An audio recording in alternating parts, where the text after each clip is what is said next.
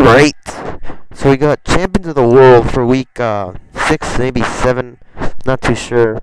But, so we kick off the show with Hugh Hefner and Joe Francis, the guy from Girls Gone Wild, basically saying that they want to do some Girls Gone Wild type of Playboy event where they're just going to like mix their ideas together and have naked women everywhere. So, awesome idea. It's just it's a damn shame that that's going to be on pay-per-view and I can't afford it.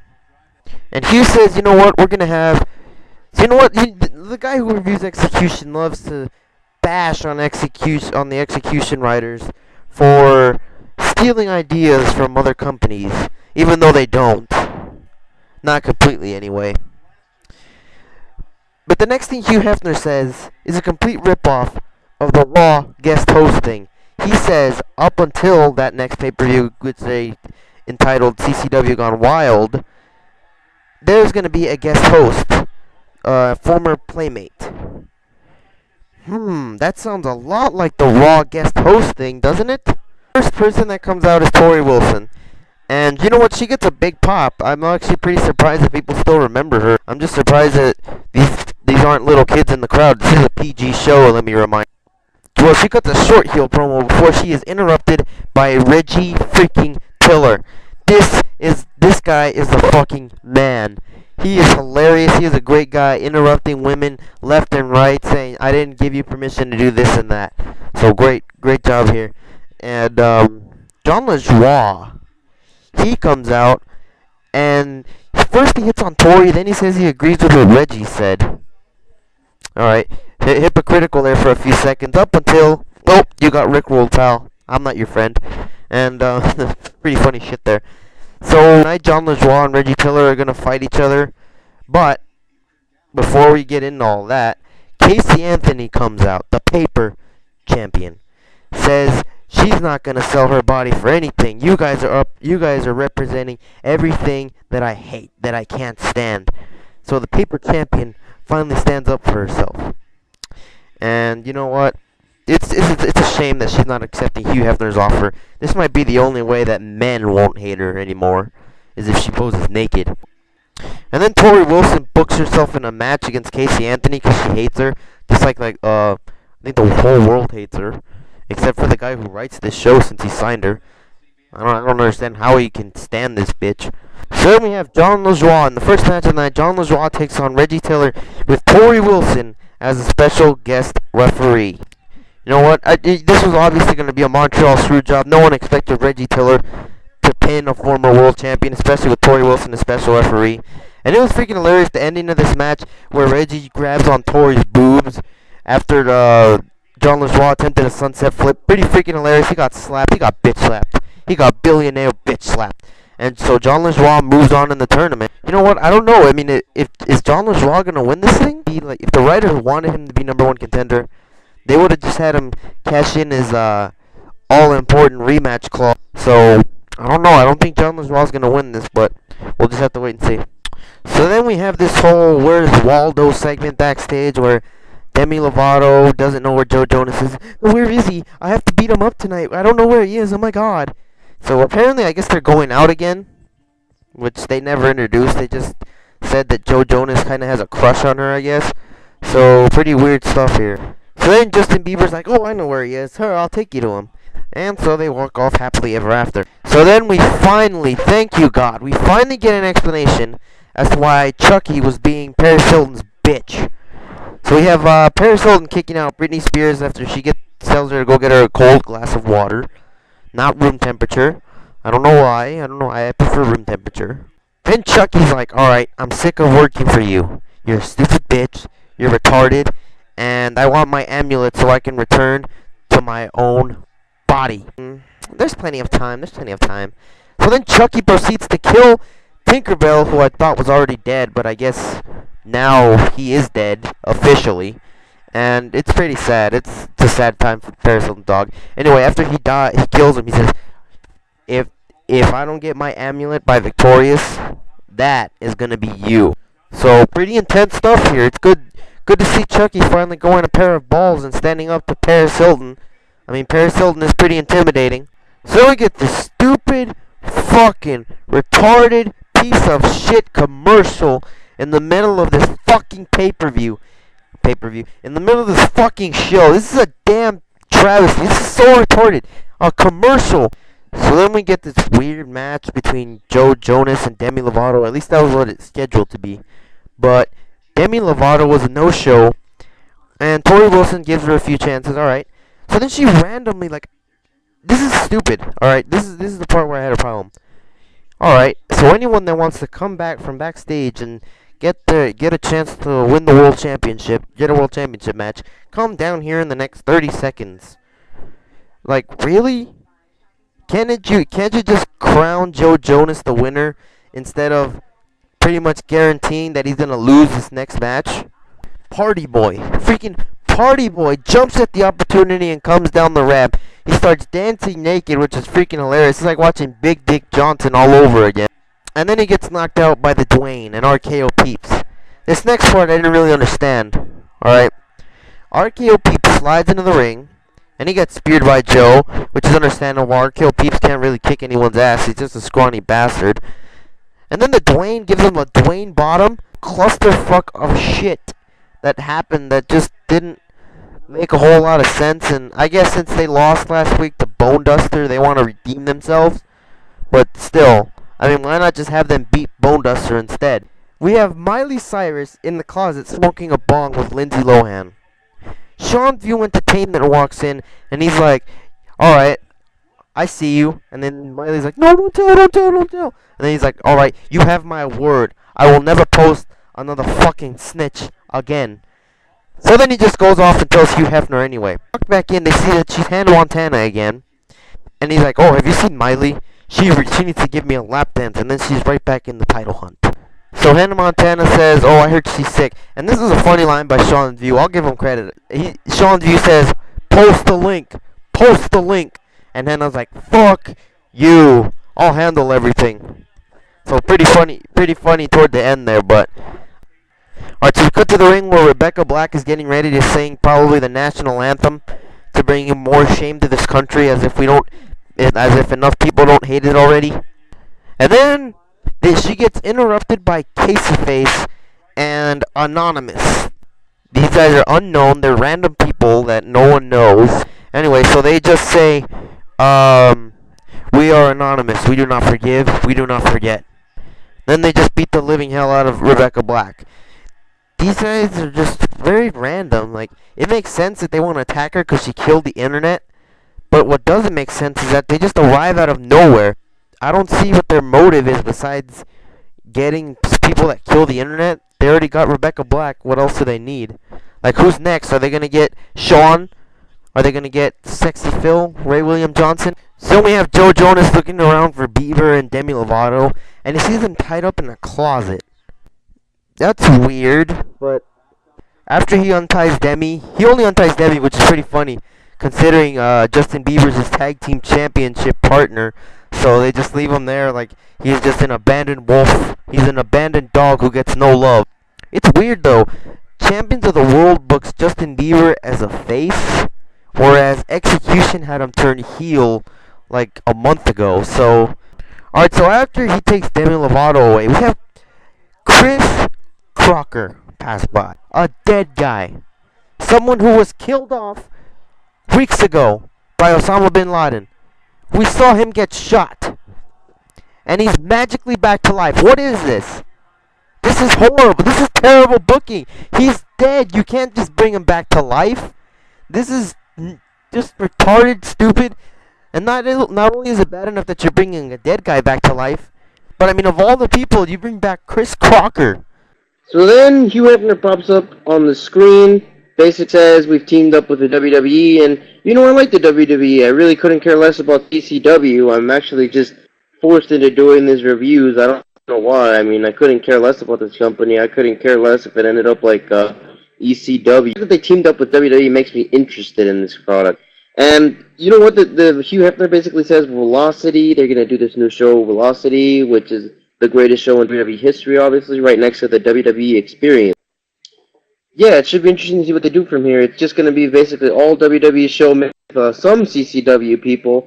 So I'm just gonna assume that they're just gonna use jobbers, like, so they're gonna treat it as WWE superstars. Interesting, but the only person he singles out is AJ.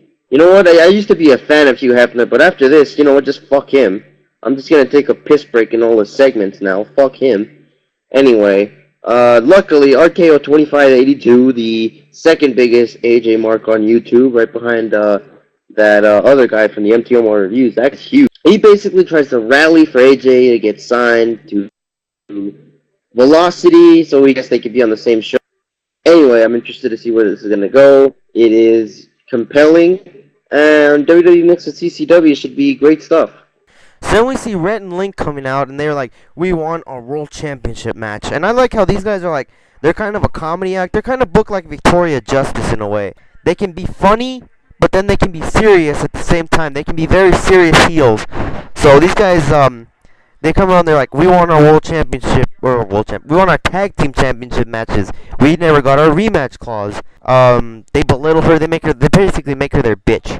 The funny thing is, here, Joe Francis has a balls to interrupt them and be like, who wants a free t-shirt? Hey, Zack Ryder has a t-shirt. Zack Ryder has a t-shirt. Oh, you want a t-shirt?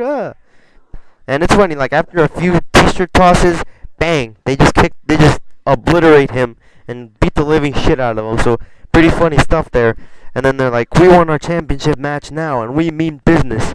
And then Obama comes out randomly and says, oh, I protect my fellow Americans. And as my fellow Americans, these guys do not deserve this kind of treatment. Therefore, if you want your championship match, you can face me for my championship. Which is, pretty random. I don't think John Cena ever challenged someone to face him for the championship.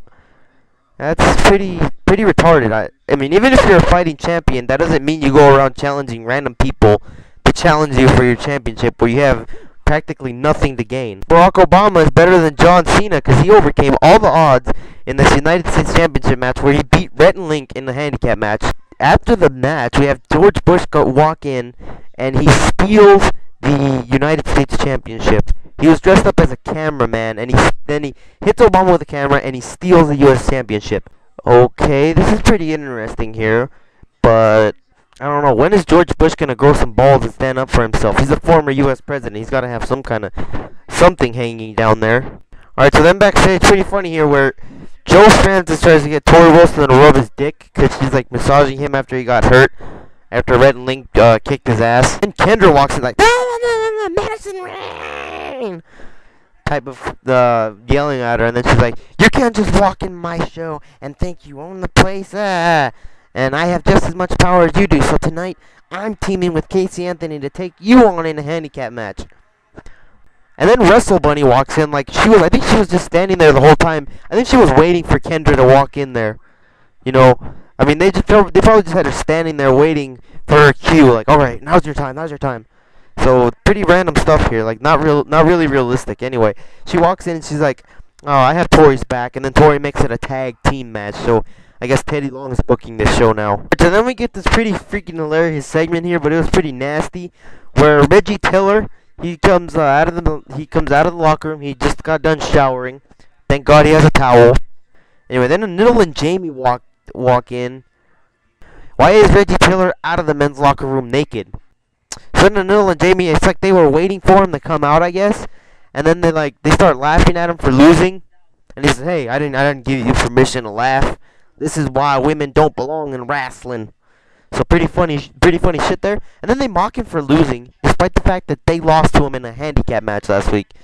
They're hypocritical parasites. And then they steal his towel for no reason, which is pretty sad. And looks like it was a good thing he did have a towel. Cause anyway, then he goes around chasing them in his birthday suit, which is pretty funny. All right, so then we get something with Bone Duster against Paris Hilton. Now, when this match was booked, this was just another heel versus heel match. Just like last week, who was it supposed to cheer last week when Bone Duster defeated RKO Peeps and the Dwayne? Two heels in a match. This was like they thought when this match, however, we did happen to get an explanation for it. We have Britney Spears go in, and I guess they can get behind Britney Spears even though she's working for Paris Hilton, so I don't see why they would want to cheer her. I guess she was the face in this match, and Bone Duster wins, and after the match, Paris Hilton's like, I'm not surprised. But you'll be surprised when you see this. And then it shows Jamie Lynn Spears' sex tape, which is pretty funny. So you know what? It's amazing that the addition of Britney Spears being Paris Hilton's bitch and Chucky finally standing up for himself can really do for this rivalry. I'm actually interested to see what goes on in this rivalry now. Oh, and Deluxe Man, I forgot to mention this. Deluxe Man completely contradicting himself the whole match. So vintage Deluxe Man there. So then we got this ROFL segment here. Tyler 542 and Chick Kick decide, hey, let's go to Shakey's for our 16-year anniversary, since Tyler 542 was probably dating her since she was a little baby. It was funny because then we find out that it's turned into Chuck E. Cheese. Shakey's went out of business here, and then Tyler's like, he's like a man on a mission once he sees this. He goes nuts looking for the real Chucky and everything. And then he beats up the mechanical Chucky. He goes on a little thing where all the cameras show your face. Where's Chucky? Tyler 542's mad at Chucky for stealing his cheese last month. He almost starved to death last month if it wasn't for Chick Kick's pussy. Then after he attacks the mechanical one, Chucky's like, hi, I'm right here. Boom. Then he beats the living shit out of Tyler 542. So this feud is freaking hilarious. And the good thing is that they're not trying to book this like it's a really serious feud. Just more of a more comedic relief than anything. So very good booking here. So then we get the segment where Danielle Harris meets her new manager, the person who killed her in Urban Legend. So I don't understand this pairing. I'll tell you, Brenda Bates really aged over the years. She looks pretty disgusting now. I'm sorry to say that, but Danielle Harris is still hot. Basically planning on what to do when Victor Crowley's returning. So this is pretty interesting stuff here. And I'm not gonna lie, I marked out for Danielle Harris. I'm a huge Danielle Harris fan. You know, I think she should join the Execution family. I think she could really go places there instead of doing meaningless feuds over here. I mean, this doesn't look too meaningless, so I think I'll live. From one hilarious segment to this weird segment to another hilarious segment, where Anil and Jamie went into the locker room still with Reggie's towel, and Reggie's chasing them around naked, and then John LaJoie, oh, poor Reggie, he just gets absolutely owned by John LaJoie here. And then he's like, alright, here, take these bloody panties that, by the way, aren't from Michael Cera. These aren't from Michael Cera's anal bleeding. They're from my ex-girlfriend. Ha ha ha ha. So I'm wondering, is this going to be like a 3-on-1 handicap feud here with Anil and Jamie, and then he ends up sleeping with Anil and Jamie? This looks like a pretty good feud. Looks pretty entertaining here. Alright, so then we get the main event. We have, the beautiful Tori Wilson teaming with this slut Wrestle Bunny against the paper champion Casey Anthony and Kendra.